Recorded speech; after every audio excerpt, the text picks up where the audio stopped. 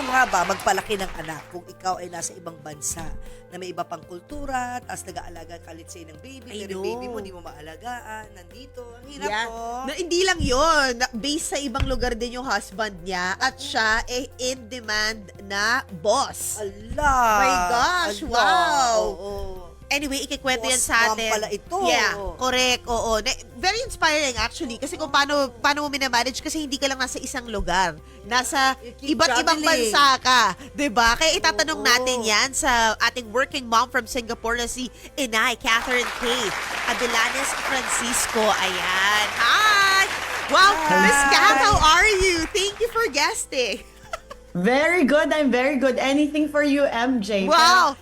Pressure ang on-demand boss. Wait, Ganun totoo pala. na. Ay, may bubulong si MJ sa'yo Correct. after the show, Oo, ha? Pero may question ako, pinapabulong. Miss Kat. Nasaan ka ngayon? So ngayon, Anong nasa country? Japan tayo. Oo, nasa Japan. tayo. Japan. 2 days ago, Korea. Next week, India. Ganyan. Ganyan. Pero kakagaling niya lang ng Korea. Jet setter. Oo, nakita ko kasi updated ako sa stories niya dahil dapat sa Japan siya madedestino. Oo. Pero sumegoy siya sa Korea, ngayon nasa Japan na siya ulit. Next week nasa India siya. Basically kasi ang trabaho niya, isa siya sa mga boss ng mga events, malalaking events sa Asia. Love At sa it. APAC region. At actually, nung tinanong ko siya mag-guest, nasa Australia kami noon. Grabe. Ganon! Ganon ang jet set. Where in the world? Yes, where in the world Habang are... nasa red carpet si MJ, in between nag-interview, sabi niya, Miss Kat, pwede ba? May pa-interview ka din. Okay, go. Kasi as a busy working mom na based in Singapore, so how do you make it work first and Oo foremost? nga. How do I make it work? It's always a difficult question, diba? Kasi I feel Oo. like there's no one way. Pero everyone asks me, paano mo ba, like, how do you try to juggle everything? First things first, I always say, hindi ko siya ginag-juggle. So prior to my work now, I was in big tech. In big tech, si Sheryl Sandberg, as we all know, she said something once. She said, don't try to balance work and life, integrate work and life. So yun talaga ang naging big parang takeaway ko. Because there's no such thing as balance, diba? It's always a scale. So now, how do I integrate? So for me, it's really, how do I make sure na when I'm at work, I give everything. When I'm at home, I give everything. Wow. There are very clear boundaries. So for example, I learned very recently, hindi pwedeng iisa yung phone ko, dapat 2 phones. Talaga? Personal phone, work phone. Okay. Work phone sa gabi, nasa labas siya ng room. Hindi siya pwede pumasok ng room. Sa weekend, work phone, nasa bahay lang. Personal phone lang kasama ko. Para you really are able to make sure na pag you've chosen that this weekend is for family, I'm here for family only. So talagang, first and foremost, for me, work-life integration is the most important. I'm also very unapologetic for my kids. So dati, diba, of course, we do a lot of Zoom meetings, Oo. diba, especially COVID. Dalawang anak ko, 4-year-old and 9-year-old. Grabe. During COVID, dadating sila. So of course, nahihiya ako sa team ko. Nung una, mahihiya ka. Like, I'm so sorry. Apologize ka ng apologize, diba? Palagi, I'm so sorry, my kids are here. Eventually, naisip ko, ba't ako nag-a-apologize? Oo. I should not have to apologize for my kids' presence. I should only apologize if they are disturbing. Tama. But if they're Galing. not disturbing, I should never apologize. Yeah. So I'm very unapologetic when it comes to that. So for example, sometimes now, nung minsan nakalimutan ko yung birthday party ng anak ko. Hindi kita well, Friday. no judgment Meron akong- there. 'Di ba? Oo. Ginudge ko self ko. Okay na. Sabi ko, I don't need other people's judgments. Ginudge ko na self ko. So, in between meetings, sabi ko, paano? Hindi daw pwede ma-cancel events. Sabi ko, paano yung party ng anak ko? No problem, sabi ko. While I'm driving, mag-VC tayo. No one said that my brain doesn't work while I'm driving. Hindi naman kailangan face-to-face, diba? So, in between, I went there, drove. During my drive, I was in a meeting. Nung andun ako, sabi ko, please give me 15 minutes to sing a song. Sing a song, happy tayo lahat, eat together. Pagkabalik, okay, next meeting. Diba? But I'm very unapologetic. So some of them will say, but you said it was face-to-face. Sabi ko, yes, but my son is more important. I do this job because of my sons. So you will get my mind. You just will not get me in real life, but you'll still get my mind. So 'Diba? Dapat Ang unapologetic galing. talaga. No, pero yung natutunan ko dito, work-life integration Yeah. na may boundaries. Yeah. Yeah. Pwedeng-pwede pala yun. Pero paano yun? Kasi yung husband mo, nasa Australia, tama ba? Doon siya Yes. bigla na base. Teka lang. Di ba? What's a typical week? Like, ikaw nasa Japan ngayon, yung mga Yeah. anak mo nasa Singapore. Go, fly high Pinay, mom. O, di ba? What's a typical week? There's no typical week. Oo. Because all of our weeks are very different. Oo. But I think there's two things. So first yung sa husband ko, Singapore is it's home for us. So to me, I've been here for 30 years.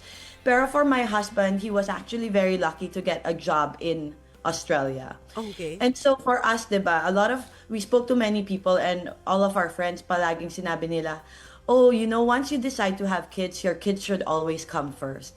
So dapat hindi mo i-allow yung husband mo to go to Australia. Sabi ko, but it's very different for us as a couple. We always have decided na, they always say you cannot pour from an empty cup, 'di ba? Oo. So we said we have to fulfill our full selves, then become a really loving couple before we can be a loving parent. So, it was a very easy decision for us na sabi ko, babe, you want to do this for your career? Go, I will support Galing. it. So, he went, pero even though he's there, we call him our remote house manager. Siya pa rin gumagawa ng, groceries from Red Mart, Lazada. So yung helper namin magsasend every Monday yan.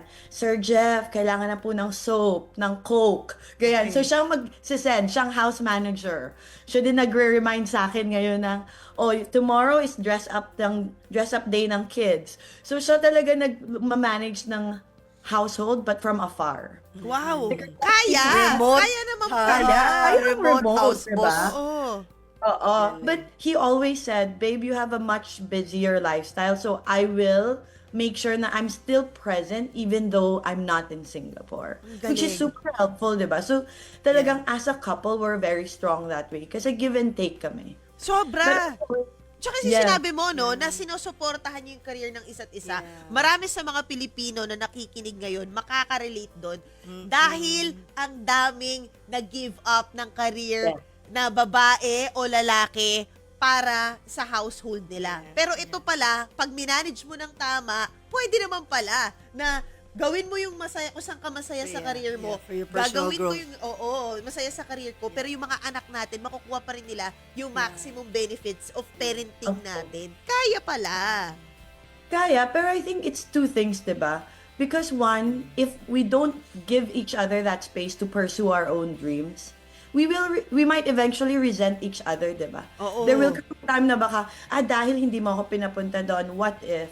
And we don't want to live life with what ifs or if onlys. That's true. Gusto namin try natin lahat. If it doesn't work out, it doesn't work out. Pero na-try natin. Sobra. So, and also the thing that we tell our children is, we hope that one day you find jobs like ours, where it's not a job, it's a passion. Oo. Diba? Na eventually you find that one thing you really want to go for. So, to some people, sasabihin nila, pero ang layo ng daddy nila, ang hirap. Pero sabi ko, but don't you think it's an inspiration for my children?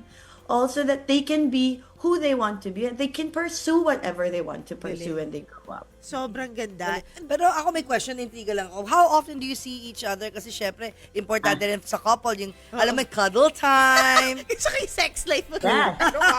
Tinatay tanong niya eh. Doon ka lang papunta, sabi ko, cuddle lang, ha? Sorry, mom talk. Mom talk talaga. Alam mo na, Mom talk. cuddle which leads Yeah. to, alam mo na, Oo. Ay, more. Date. Nakikita nag-date sila. Oh. Yeah. Okay, sorry. So, Okay. for us right now, we make sure na every 4 to 6 weeks, we see each other. One, as a family. But also, ngayon, high flyer na rin tayo, sabi namin. Okay, kung hindi tayo mag-meet sa Singapore, let's go meet somewhere else. So, this year, actually, we put 2 specific dates na meron kaming concert dates. So in April, it was a couple trip to Seoul, nag-Coldplay kami. Wow! Then in September, The famous Australia, Coldplay punta ako, concert. Oasis kami. Diba? Sabi ko, dates can happen anywhere. And also, if we're already away from the kids, to be honest, we also need our own time, like you said, diba? So I think that's really important. And when he's home, we always still try to maintain our date night Fridays. Oh! And nakita ko Good job. para you also fly with the kids over the weekend kung kaya. Kung kaya, not really over the weekend. For example, pag may work. And if I think there's some space sa work, sinasama ko yung kids ko or like my husband will come too. So that's again work-life integration, diba? There's Yeah. the version of if I only have to work that week, pero the kids can come, maybe it's their holidays. I'll block it for the entire week and then the kids will be there over the entire time, but I spend time with them over the weekends. And Wow. they have time with their dad during the days that I'm in the office. Grabe. So that you can still have that family life without it being in a specific place. Hindi naman kailangan na family life is always at home. Oo. Yeah. And then Agree. how do you explain it to the kids? Yung ganun klase ng setup, no? Napaka ano niya, advanced global thinking. Yeah. 'Di ba? It's something that it can happen because ang dami nagdi-dream ng, 'di ba, ng ganyang klaseng lifestyle, doing what you love, 'di ba, while having children because others they put off having children because they want to pursue their career. Yeah. But now you're pursuing the career of your dreams and the family of your dreams. Yeah, so actually when si Jeff, husband ko, left for Australia, we went with him to look for a house. Because we told them, dapat narrative, diba? Selling din tayo eh. Hindi Oo. naman pwedeng sabihin na, this is daddy's home. Oo. From the very beginning, we said we will set up 2 homes. We will have a Singapore home and we will have an Australia home. So nung nasa Australia, we let the kids choose. So like, what do you want to do with this room? What carpet would you like? So they feel like, oh, I also have a say. Especially my 9-year-old, diba? He's like, Mommy, I don't think you should put the sofa there. Okay, go. Like, small wins for him. So he feels like, oh, I have a stamp. It's not just my daddy's home. It's our home in Australia. Oh. So actually, we do small things like that. We have to help them understand, diba? But I think my kids are also very open to it because I think from the very beginning, for me, travel is a very important part of my family kind of lifestyle because I want them to be exposed to so many different places. So since young, my parents also instilled that in us. When we were young and 4 kami ng sisters ko, we would travel once a year. And I wanted to impart that to my kids. Gusto ko maging sila, global citizen. Like Parang, global kaso yung mindset. nangyari kay Miss Kat, yung impart niya sa mga anak niya, let's travel once a week. Hindi once a year. Hindi naman. Kasi sabi ko, nasa play na lang Once a week pag holidays. Oo. Yung susunod na pinapatanong ng team namin sa inyo, kung namimiss nyo nga raw ba yung Pilipinas, pero nasabi ko nga, dinadala niya rin sa Pilipinas yung mga Yes. anak niya lagi. Para, Lapit lang parang, kasi sa Singapore parang din eh. QC to Makati lang Oo, ito. oo, Kailan ka ba oo, huling correct. nag-alabang? Yes. Parang gano'n. So how was that? How is it? Paano mo sa kanila tinuro yung Pilipinas? So with Philippines, of course, the most important for me, Philippines is not about the place, it's the family. I grew up in a very, very big family. So yung kids ko, I always try to introduce them, one to both their families on both sides, right? My husband's side and mine. So when we're able to, talagang yes, uuwi, like spend time with family. It's always, and we're from Baguio, and at least now it's so much easier to Oo, get for- there, diba? So much faster. Wow. So we go there, but also my family now is also very extended. So a lot of my tito, tita nasa Singapore na rin. And a lot of my cousins bring their kids to Singapore. So we still do a lot of that na, again, family lifestyle or the Filipino culture, hindi naman kailangan nasa Pilipinas to feel it. Kasi ngayon, napakadami din namin sa Singapore.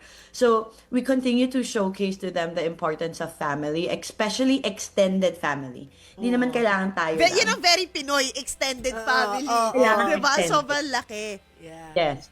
So actually right now while I'm here, and I'm away for 2 weeks, usually 4 or 5 days. 2 weeks is a lot. So mom ko andon, younger sister ko andon, and I have a sister na based in Iloilo. And she has time daw. Sabi ko, please, do you mind going also to Singapore? So, pati babysitter from Iloilo. I love it. Nakakatuwa, Person na mom ang arrangement. andon ngayon. And Galing, no? sometimes, if they're all not free, I'll call yung tita ko naman from Baguio. Tita, can you come to Singapore, please? So then they again get that extended family na hindi lang, it's not just about the 4 or 5 of us, there's like 60 of us. Oo, Ang extended. ganda. Alam mo, no, totoo no. yun eh. It You takes can a rely village. on And- to raise children. Oo. And totoo, Galing. nakakatuwa rin, no? Tsaka Oo. plus points yun, yung sister mo. Of course, di ba? Punta ako Singapore. Buti na, ang lapit na Singapore sa atin. Correct. Ang hirap na Exactly. Europe. Oo. Ah, Tapos layo nun. tapos si Singapore Exactly. to si Singapore to Australia, how long you flight? So Adelaide siya, so it's about 7 hours flight. Oh, kaya din. Kaya Kaya din. Medyo mas Oo. mahaba lang sa, di ba, 3 hours nating Manila to Singapore. Pero kayang-kaya kasi Oo. ano lang yun, di ba? Direct flight. May direct flight from Singapore. Yes. Direct flight. And the kids love it kasi for them, airplane time means screen time. Blue light. Nawala lahat ng blue light rules. Of course, hindi din tayo mag-aaway na no blue light. So, okay, go. So, they love airplane time. Grabe. Yun na. Oo. Ayan. So, Galing. but maganda ka na nadadala niya yung parenting all anywhere she is. Yeah, yeah. So, right now, do you, paano to? Kasi ang dami mong meeting in a day, ang dami mong event in a day. Do you call them pag umaga na, midday, gabi? What's the schedule like? So, usually morning, they'll call me. And then also at night, prayer time. So, Wow. prayer time kasi that's when they do their prayers, but we started recently where they have to say one thing I'm thankful for today and one thing I am sorry for today. So when they say it right after prayer, then we can talk about it, diba? Of like, oh, why, what happened, ganon. So that's usually the schedule. Pero of course, there's texts in between. And I started doing this. Marami akong overachieving mom friends. So pati ako naging competitive. Oh, nako, Wow. hindi na naman nagpatalo. Diba? Kahit sa Competitive mom talaga friends. tayo. Oh. So ngayon, every day that I'm not there, I prepare a post-it drawing Ay. na iniwan nung helper dun sa lunchbox ng 9-year-old son ko. So then, nakaprepare na ako ng 2 weeks worth of drawings. So, yung parang in between school time, he'll still see something from me. Oh, grab. Ang hirap naman ito, ang competitive. Alam, nakaka-relate ako sa'yo. Dumaan din ako dyan. Oh, ano ginawa mo? When my kids were, meron din, si post-it girl din ako eh. Talaga? I'll put it sa mirror nila. Oh. Where they can see. Ngayon di na, 20 years old na. Oh. Yung panganay ko. Tapos relate din ako yung, ang dami kong, nakaka-relate ako sa kanya in many ways talaga. Like the gratefulness hour. That's how we bond kasi and know each other better. Before the prayer hour itself, meron kaming gratefulness. What happened to you today? What are you grateful for? What are you thankful for? Who do you want to lift up to the Lord? Mga ganon. And why? Oh. Talaga, you'll be surprised na Oo. you'll always learn something new from your kids. Kahit same question, every night, may bago pa na. Ganun. Nakakatuwa. Yun yung airy, nakakatuwa. Ayan. But Miss Kat, ayun, thank you so much for, of course, sharing your strategies in life. Yeah. For us, an overachieving inay. Diba? Pero ano yung message mo sa lahat nakikinig? Kasi of course, yung mga moms and parents and dads na nakikinig sa atin from all walks of life. Yeah. And usually dito, syempre, based in the Philippines, marami sila. Yun talaga eh. Yun, di ba? They said, ang dami nilang gini-give up for Yeah. what they truly want. How can you have it all? So I don't actually think I have it all, diba? Everything is a Yes. sacrifice. Like me being here is a sacrifice of time. So everything is a sacrifice. So pero there's many people who've told me this. At the end of the day, there's no one way to parent. But the most important thing is guilt has no place for parenting. So you cannot have mom guilt. Kasi if you have mom guilt, you can never move forward. Hindi ka mag-iisip ng, oh, then what else can I do? Your mom guilt will end up being big sacrifices. Rather, you really just need to always remind yourself that you need to be kind to yourself. Kasi every decision you make is rooted in what's right for me and my husband as a couple, and then what's right for me as a parent to be a loving parent to my child. So yun lang for me. I think it's at the end of the day, decisions big or small, you just always have to be kind to yourself because there will never be right decisions. There's only good judgment in that time. Pero if you then end up with that might have been the wrong decision, there are learnings, that's better than regretting because you've sacrificed something. So I think that's really for me, for all walks of life and for all parents, you just need to really be kind to yourself because you have to be your own biggest cheerleader. Oh, Galing. thank you, galing. And that ends our TED Talk. Charot. Madami ko natutunan doon, ha? Ang ganda. Yeah. Sobra. Totoo yan. Kumbaga kung merong traditional school, ito, progressive Progressive parenting. tayo. Progressive Diba? tayo. No place for guilt. Yeah, don't diba? let yourself be consumed by that guilt. Itapo na yung Oo, guilt na correct, yan. correct. Achieve lang ng achieve. Yeah. Thank you so Thank much. you, Miss Catherine Cara. Kate Abellanes Francisco na nasa Thank Japan. you. Nasa Japan ngayon sa Indie Next Year. God bless you and take Thank care. you. Thank you. too. Take care. Thank you.